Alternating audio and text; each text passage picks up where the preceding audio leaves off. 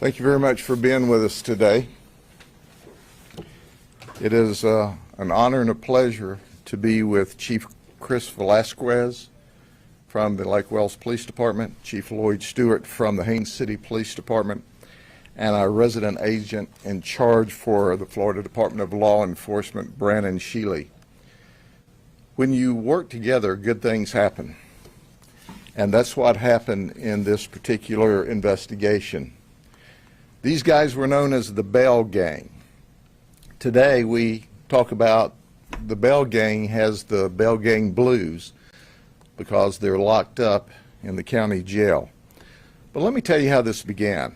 It goes back as far as March of 2020 when FDLE and Lake Wales Police Department were investigating a group of people that were dealing in cocaine, methamphetamine, and cannabis. You know, all three of those low-level nonviolent drugs people want you to think are low-level nonviolent drugs. In November of 2020, the Sheriff's Office was investigating a gentleman by the name of James McClain. And as we did our deconfliction on the investigation, our undercover detectives determined that we were all working the same group of people. So we began a joint investigation. Now let's fast forward. As this investigation occurred, our detectives thought the best way to deal with this is with what we call a Title III in federal courts or 934 in state courts. It's a wiretap. It's where we listen to their phones. We go online with them with a court order. So our detectives working together in February of 2021 went up on the first telephone, and they went up on the phone of James McClain. James is 34 years of age. He goes by the street name of Mook. He was dealing in meth, cannabis, and he was a major distributor for the Lake Wales area. And interestingly enough, during the investigation, James told our undercover folks, when they asked him, why is this methamphetamine blue? He said, oh, we dyed it blue in recognition of the Democrat Party, of the Democrats. Now, I'm not sure the Democrat Party would be proud of that, but that's why it was blue, according to him. From that telephone, they listened into Vincent Thomas. That was the second phone they went up on. He's also, as you see on our chart here, he's 35. He's a major distributor in and around the Lake Wales area. And he's also a rapper. He's known as Cheese. And you'll hear more about him in just a second. And then the third one whose phone we went up on was Patrick Fields. Patrick Fields is known as Big Pat. He's also a rapper. In fact, on the street, he's known as Big Pat Bank Account. That's right. If you look to see their cars, you see that they're bragging about jewelry and guns. They're really proud. And then I always like to talk about Earl Thomas. Now, Earl Thomas is the father to Vincent. Like father, like son. What do you think about the county jail? Well, son, you got me in trouble again. That's right. Like father, like son, only Vincent is the distributor, and Earl was selling drugs on the street level at his car wash. See you later, son. Give me a kiss. Now, what did this result in? Well, we charged 32 people criminally. 29 of them have been arrested. 3 are still at large, and you can see we've designated the ones that are at large. So, hey, you can go ahead and turn yourself in. or you're just going to go to jail tired from running, but you're going to jail. We served 8 search warrants, 7 of them in Lake Wales and 1 of them in the Frostproof area. On one of the search warrants, we had to use a SWAT team because when we went there, the guy threatened to commit suicide and he held himself hostage, but after a while, we were able to get him out of the house without there being any injuries. It was touch and go for a few minutes, but once again, we had our best trained deputies and law enforcement officers there, and we were able to work through that. We seized 11 firearms. 2 of them were reported stolen to us. So let me let you see this. And let me let you see the marijuana. And Chris, can you hold that for me, Chief? And then you tie that to the money. And then there's people out here every day in the media saying, oh, this marijuana is low-level, non-violent. People are dying because of that. And it's not low-level, non-violent, and neither is the other drugs. You think about that the next time somebody tells you cocaine, methamphetamine, marijuana, it's just low-level, non-violent. They're lying to you. So let's look at their previous charges. 8 of them are previously convicted felons.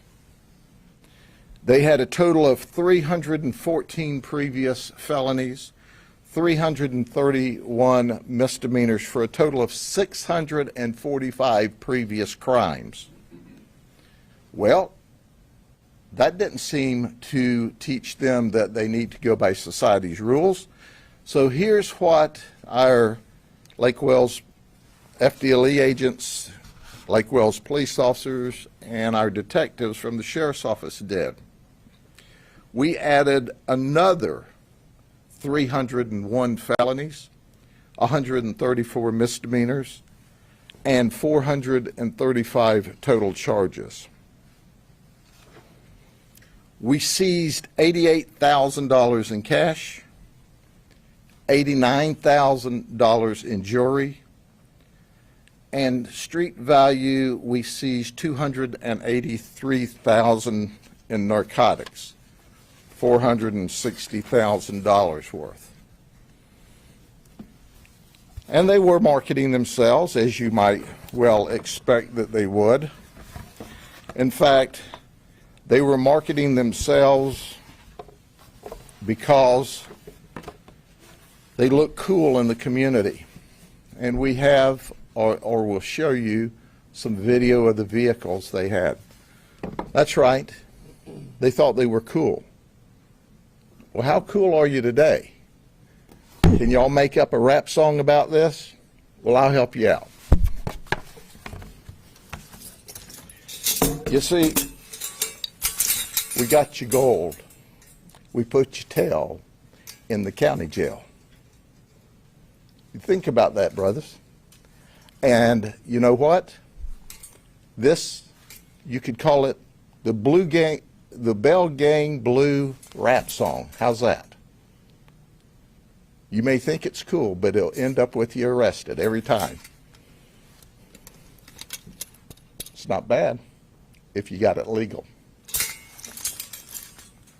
Now, I wanted to give my colleagues a chance to talk. I explained they didn't have to do the rap song, but we are all excited because it took a lot of work by a lot of great detectives to make this happen, all in Lake Wales.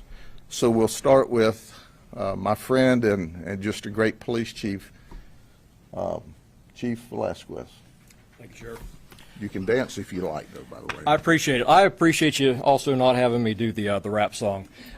It'd be hard to top that. This is a great example of people working together, of law enforcement agencies working together. The criminals don't follow any kind of a jurisdiction. They don't stay within boundaries. They go wherever they want. And by us partnering and working together as a team, we did the same thing. So wherever they like to go, I can guarantee you that we'll follow them. The community asked for us to help and to step up and to deal with these drug dealers, and we responded. This is just a great example. 32 people with warrants, and a good number of them, most of them already arrested. I can tell you right now, and our message is very clear, that we know who the others are, and we're hearing a lot from our friends here on the wall, and you're next. So thank you. And we'll ask our RAC, Brandon Shealy from FDLE, if he'll speak. I just want to echo what the chief and the sheriff said, and I want to extend our appreciation to the men and women of each respective department. They put in 16 months of very hard work, and this is what happens. This is a success. It's the safety we provide our community, and this represents exactly the type of cases and the hard work, collaboration, and partnership we need to have to make sure that our citizens are safe here. Thank you, Sheriff. Thank you very much. Now, I asked Chief Stewart if he would speak, and he said no. He said, I'm satisfied just to be standing there. Then he added, but you could tell them we rang their bell, and that's exactly what we did. But there's more bell ringing to come. So if you think this is the end, it's only the beginning, and these folks like to talk. Are there any questions for us? Can you elaborate on how important it is to get these drugs off the streets, especially when there's so many young people around this area? These are the folks. Now, some of these people were users of drugs. For example, Angela, we have a warrant for. She was not selling, she was using.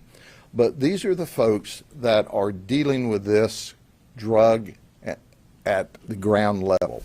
We call it ground zero. It's where the drug is going from the dealers, or from the distributor to the dealers, and they're handing it directly to the people in the community, to include our children. And that's why these are the most dangerous. And they carry these guns. You know, they carry these guns to protect themselves from each other. They don't fear the police, but they certainly fear each other, and the rip-offs and the home invasions and the drive-by shootings. And that's what makes this so very dangerous. We know that when we work together and good things happen, and make no mistake about it, your local police hears it on the street. But for us to be ultimately successful, we need to do this wiretap, to ferret out the people who were big time involved in distributing drugs on the streets of Lake Wales. Otherwise, we wouldn't have the criminal charges we have now. And a lot of these cases are 15-year minimum mandatories. I'll never let up saying there are people that think we need to do away with the minimum mandatories. Oh, let's just do away with them.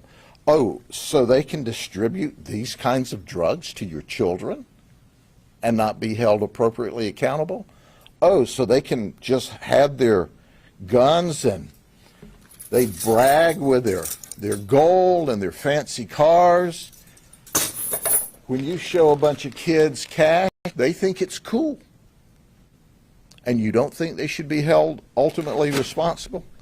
Fortunately, the overwhelming majority of the Florida legislature gets it, our governor gets it, and we're going to keep locking people up like this because this is where it's going to the kids on the streets.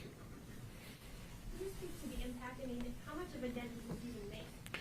I think this makes a significant dent in the Lake Wales area because this was a network of drug dealers and sellers and some users. Does that mean that we've stopped all drug sales in Lake Wales or Polk County? Obviously not. There's competitors out there, but I consider that more opportunities to make more arrests. I'm very comfortable with it.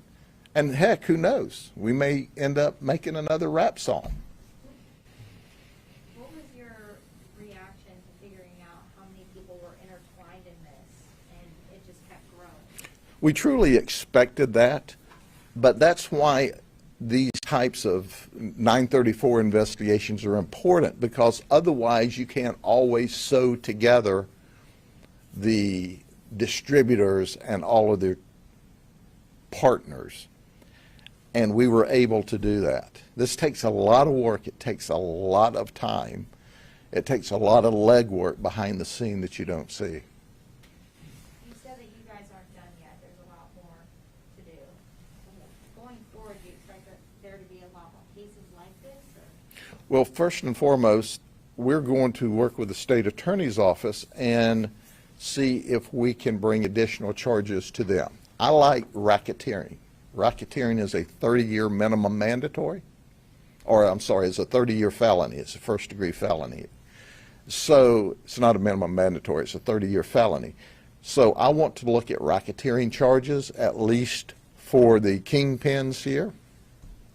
In addition to that, some of these people are going, oh, wait a minute. No, I'm just selling drugs to get along here, and some of them will cooperate or are cooperating and are pointing out other drug dealers and other distributors. We're coming for them, as the chief said. So it's like dropping a pebble into the water. It started out as a little ripple, and now we've got some big waves, and we hope a tsunami overcomes these drug dealers as we try to wash them away into the prison system, because that's where we can make a difference, when they're not on the street selling drugs and not on the street pointing guns at people. And make no mistake about it, they don't carry these just for looks. They don't carry these for any other reason than self-protection and intimidation for whoever they're dealing with at the time. Anything else? Sheriff, any idea where these drugs are coming from? Are they going in the county, or are they coming to Miami? Well, most of your drugs comes from a variety of areas. Now your marijuana, we see some of it local, but this is pretty good stuff here. So somebody's growing it. One of the guys we arrested actually works at a medical or at a marijuana growing facility. But the drugs that we caught him with was that he was buying from someone else. So it wasn't from the facility he worked at, but he actually worked in a Lake Wells facility that legally grows marijuana, at least by state law. Anything else? Thank you all very much. Have a good day.